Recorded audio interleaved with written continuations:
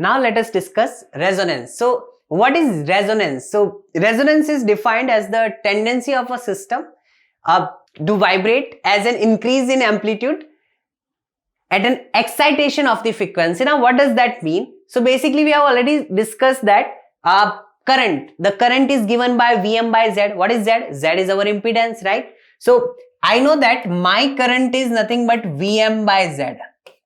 Now depends on the value of R, C, L or omega. This Z is going to vary, right? Z was what? Z was nothing but under root R square plus XL minus XC whole square. So what is XL? XL is L omega minus 1 by C omega whole square. So what will happen if we vary or start varying the frequency or angular frequency omega? Then for a particular omega, the current is going to change. So when we draw the graph of current in the circuit versus frequency, for a particular frequency, the current is found to be maximum, and this phenomenon is called the resonance. Okay, so resonance frequency or this particular frequency at which this happens is called the resonance frequency. Okay, so this is resonance frequency, and here the maximum value of current is found.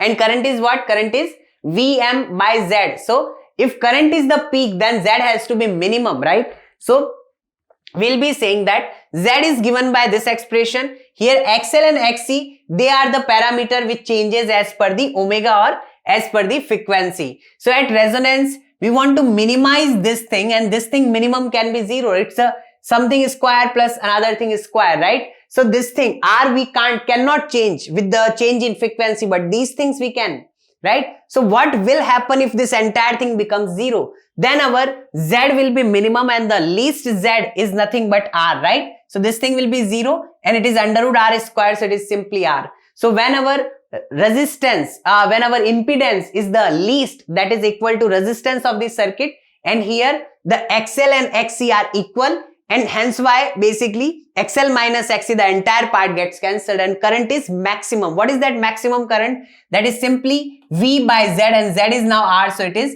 V by R. From this, we can clearly say that the flow of the current is only provided, basically the opposition of the flow of the current is only provided by the resistance. The XL and XC, they do not oppose the flow of the current at all in this circuit. So this is pure resistive circuit. It behaves as a pure resistive circuit. Okay, so the circuit draws maximum current. Current is maximum and impedance is minimum, and that is equal to R. Now at resonance circuit, this is the diagram, and what will happen? This VL minus VC will also be equal, right? Will be 0, because when XL and XC, they are equal, we are talking about series circuit. So in series circuit, the current is same, right? So I into XL and I into XC, they would be equal. So that's why VL and VC both are equal, and we know that in phasor diagram, they are in opposite direction. VL is at plus 90 and VC at as minus 90. So total VL minus VC is going to be 0. Okay, so the whole voltage, if VL minus VC is 0, then the entire voltage is applied across what?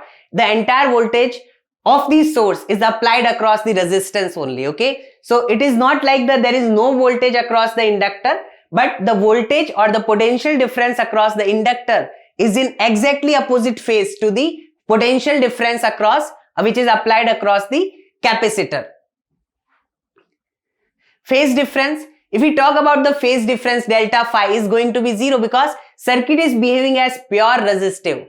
So there is no inductive reactance, or like total reactance is 0, hence it behaves as pure resistive, and phi is 0, and we'll say cos factor is nothing but power factor, that is cos phi is nothing but 1, and power consumption is nothing but Vrms into Irms into cos phi. Cos phi is 1, so it is simply Vrms into Irms, and Vrms is V0 by root 2, Irms is I0 by root 2, where V0 and I0 are peak voltages and currents, and then root 2 and root 2 multiplies and gives us 2. Current in this circuit is maximum. Okay, that is the maximum possible current which can be found for the constant value of R, L and C, and its value is V naught by R. Okay, the peak current is V naught by R. Again, that is also going to vary with the sign, but we are saying the maximum amplitude of the current is found when Z is equal to R. So it is V naught by R. And these circuits are used for voltage amplification and as a selector circuits in wireless telegraphy. Okay, so when you want to select a particular frequency, then these type of circuits are useful.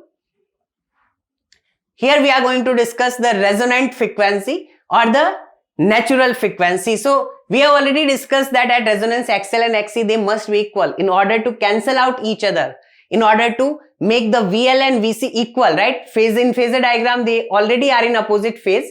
So in order to cancel, the XL and XC must be equal. What is XL? XL is nothing but L omega, and here we are writing omega naught. So what is omega naught? Omega naught is resonant angular frequency. Okay, so and XC is 1 by C omega, and omega I am using as omega naught. We can solve this equation for omega naught. We get omega naught is equal to 1 by root over LC. And if we are writing omega naught as 2 pi F naught, so what is F naught? F naught is basically my resonant frequency, and that 2 pi simply goes here and we get 1 by 2 pi root over LC hertz. Okay, so that's the frequency at which the current is found to be maximum. Such a frequency is called the natural frequency or the resonant frequency of the circuit. Now, if we talk about the resonant frequency, it is 1 by 2 pi root over LC. So resonance frequency is independent of the resistance which has been utilized in the circuit. It only depends on L and C, right? The inductance and capacitance. It does not depend on resistance at all. Now, the next topic is the bandwidth. What is bandwidth? First, let us define it. So, the difference of half power frequencies. What are half power frequency? See, power is what? IRMS into VRMS into cos phi, right? That's the maximum power. And we can also say I square R, right? So, power will be half when current is basically 1 by root 2 times. So, the difference between, so here we are saying that as this is the variation of current with the different frequencies and angular frequencies, and at particular resonance angular frequency omega naught, the current is, let the current say be I naught. The maximum current is I naught, and we know that that is nothing but V by R. So here we are saying that if this is the peak current and here the power is I naught into V naught, if we want to make our power also half, then current has to become 1 by root 2 times. Here voltage will also become 1, like the voltage will also become 1 by root 2 if current becomes 1 by root 2 times, right? So current is becoming 1 by root 2 times, and current is 1 by root 2 times at these two particular frequencies. I am saying let this gap be delta omega and let this gap also be delta omega. By the similarity, I am saying roughly this gap is delta omega and this delta omega. Then the omega 1 is basically omega naught minus delta omega, and omega 2 is omega naught plus delta omega, right? And this gap to delta omega is known as the bandwidth. Okay, so we'll say the difference between half power frequencies omega 1 and omega 2 is called the bandwidth, which is 2 delta omega, and 2 delta omega is nothing but omega 2 minus omega 1. So 2 delta omega is also equals to R by L. Let us prove that how we are getting that bandwidth is nothing but is equal to R by L. And what are other expressions for it? To find the bandwidth, what I am going to do is I am writing that at this particular time, what can I write? I can write I am the peak value of current, that is I naught, is nothing but V naught by R. We already know it is V naught by R, right? V naught by Z it should be, but yet this is the resonance, so the Z is nothing but that is equals to R. And the next thing which I can write is for this I naught by root 2. I naught by root 2 must be is equal to V naught by Z there. Okay, so which Z? I am using the omega 2 one. We can use omega 1 as well just to show. So I am saying that Z is nothing but R square plus XL minus XC whole square. So what is XL? L omega. Omega I am using as omega 2. you can go for the same equation with omega 1 as well. Minus 1 by c omega 2 whole square, and the root of that, this thing is my z. So this is V naught by Z, and this is the current. Now from here I know that I naught is nothing but V naught by R. So if I put V naught by R over here, I'll be writing V naught by R. It will become root 2 R. This thing is V naught by R and is equal to V naught over R square plus L omega 2 minus 1 by C omega 2 whole square. Right? And this will be cancelled. And I'm just squaring, so I get 2R square is equal to R square plus L omega 2 minus 1 by C omega 2 whole square. This R square will go other way around, and then we can say 2R square minus R square is simply R square is equal to L omega 2 minus 1 by C omega 2 whole square. I can do the root. Once I do the root, I get this thing as R is equal to L omega 2 minus 1 by C omega 2. See, we can use the omega 1 as well. If we are using omega 1, what will be the difference? This side, the entire thing will be same, right? This entire thing will be omega 1 here, omega 1 here. Everything will be same, and the current will still be I naught by root 2. So this entire expression will be same, and it just, instead of omega 2, there will be omega 1. Only difference is when you are doing the root, square root, it will be plus minus R. So if it is plus R over here, then it should be minus R over here. So we can say that here if we keep the omega as the variable, like if I am writing this equation, then this equation has two roots, and those roots are omega 1 and omega 2, right? So that's how you can interpret it, but I am just doing it from omega 2 only. So this is my omega 2. What is my omega 2? Omega 2 is nothing but omega naught plus delta omega. So let us just replace it with that. So R equals to L omega naught, that's my resonant frequency, resonant angular frequency, plus delta omega, minus 1 by C omega naught plus delta omega. Here I am taking omega naught as common, so I will get L omega naught, and here it will be 1 plus delta omega by omega naught. Here also I am taking omega naught common here, so I get 1 by C omega naught, and here I'll be left with 1 plus delta omega by omega, and when this goes up, I'll get raised to minus 1. So I'm writing that it is 1 plus delta omega by omega naught raised to power minus 1. So here we are going to apply the approximation. We'll assume that delta omega is too small when compared to omega naught. So that's why this power will simply come here. So I'm applying binomial approximation, which says that 1 plus x raised to power n can be written as 1 plus nx in case that x is too small when compared to 1. So omega naught is too big when compared to delta omega. So we can say this is negligible when compared to 1. So minus 1 can come here. And what about L omega naught and 1 by C omega naught? This is my XL. Okay. It is my inductive reactance. Okay. At resonance. And it is my capacitive reactance at resonance. I know that XL and XC both are equal, right? At resonance. So at resonance, 1 by C omega naught is same as L omega naught. L omega naught is same as 1 by C omega naught. At resonance only this condition is true, not always, right?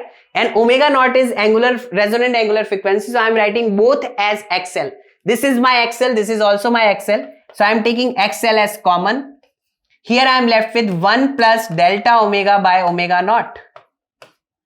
And here this is minus, and here this is again XL, this is XC, which is equal to XL at resonance. And this is minus 1 is coming over here. So 1 minus delta omega by omega naught. And if we solve this further, then 1 and minus 1 gets cancelled. And this is 2 delta omega by omega naught. So we write that R is nothing but XL, 2 delta omega by omega naught. And what is my 2 delta omega? 2 delta omega is nothing but this thing is nothing but R by XL and omega naught over here. What is XL? XL is L omega naught. So R omega naught upon L omega naught. Omega naught is resonant frequency, gets cancelled, and we get R by L. So this is how we can prove that for a series RLC circuit at resonance or without resonance, the bandwidth is basically defined as R by L, resistance upon inductance, which we are using. So we just proved this formula that bandwidth is given by R by L. Now let us move to next section, and next is quality factor. Okay, so for a resonant circuit, okay, series LRC resonance, the quality factor is defined. So what is quality factor? So basically it is determined, it is the characteristics of a series resonant circuit which says that, which determines the sharpness. We are going to discuss sharpness later. So it is just the quality factor. What is the definition of quality factor? It is defined as resonance frequency upon bandwidth. What is our resonance frequency? It is omega naught. And what is our bandwidth? Bandwidth is 2 delta omega. We just proved that this is nothing but it is equal to R by L.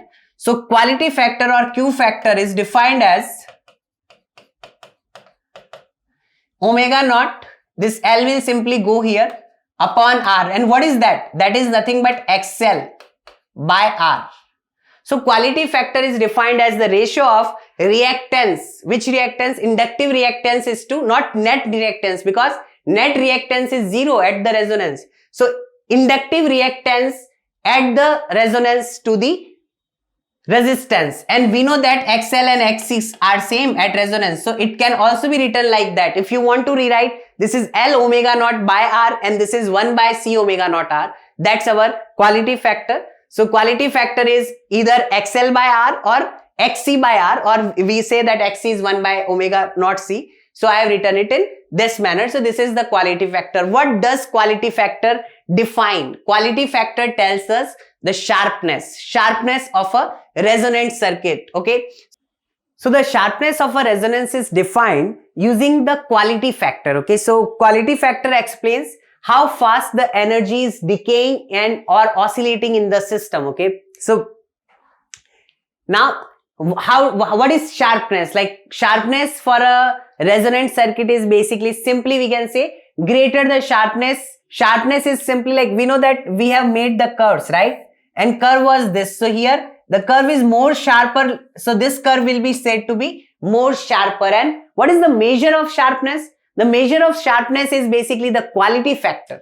So if quality factor is large or Q factor is large, then we'll say the higher the sharpness is, right? So here we have a diagram, and here we are talking about 3 resistances, R1, R2 and R3.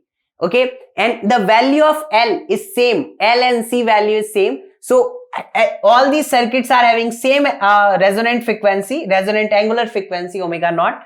And we can say that, what is our quality factor? Quality factor is basically XL by R. And here XL is basically L omega naught, which is same for all 3. Now, greater the resistance is, lesser the quality factor will be, right? So here, which one is the highest resistance? Highest resistance is R3. And for that, the quality factor is least, and least the quality factor means lesser the sharpness is going to be. So here the R1 is least, low resistance. Okay, low resistance means higher quality factor. Higher quality factor means it will be more sharp. More sharper means the peak amount of current will be more in the circuit.